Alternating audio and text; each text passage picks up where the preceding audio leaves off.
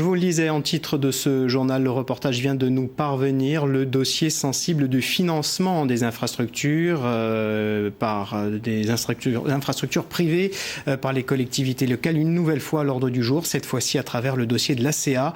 Le club de football ajaccien, toujours en course pour l'accession à la Ligue 1, espérait une subvention de 5 millions d'euros de la collectivité territoriale pour les travaux de mise aux normes du stade. Une aide est bien prévue, mais elle est nettement inférieure. Explication avec ce reportage de Marie-France Juliagne et de Valérian Morzadec. Les subventions pour achever la rénovation du stade François Coty ne sont pas à la hauteur de ce qu'escomptaient les dirigeants du club. C'est plus qu'une mauvaise surprise, c'est une réelle catastrophe qui est arrivée. Je veux dire qu'après des mois de discussions avec les services de l'Assemblée de Corse, fort des assurances qu'on a vues des élus, qui à mon avis d'ailleurs ne sont pas en cause dans cette affaire, on demandait 5 millions d'euros sur 2 ans.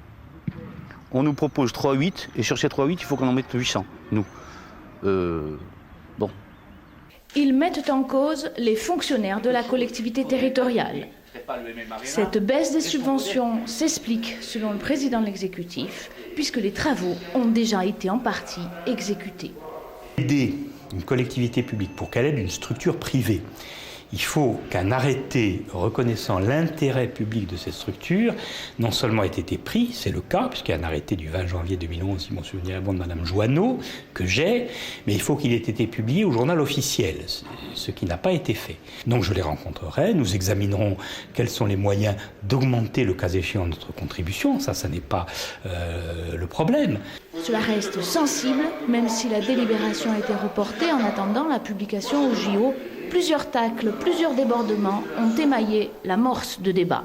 Je n'ai jamais été saisi, ni de la part des dirigeants de l'ACA, ni de la part des services de la collectivité territoriale de Corse.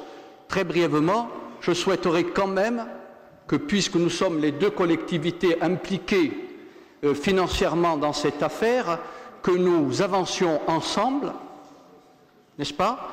Et puis que l'on s'interroge aussi sur la non-participation de la commune qui a délibéré pour que cet ouvrage soit reconnu d'intérêt général.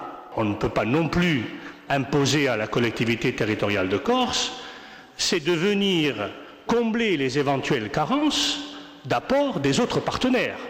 Un accord devrait être trouvé, la requête de l'ACA devrait être entendue fin mai, l'enjeu économique est mis en avant. C'est une entreprise parce qu'elle fait travailler 115 personnes. 50 TP. Pressée par les instances nationales, en 2009, l'ACA a débuté les travaux, 15 millions d'euros prévus, il en manque encore 10.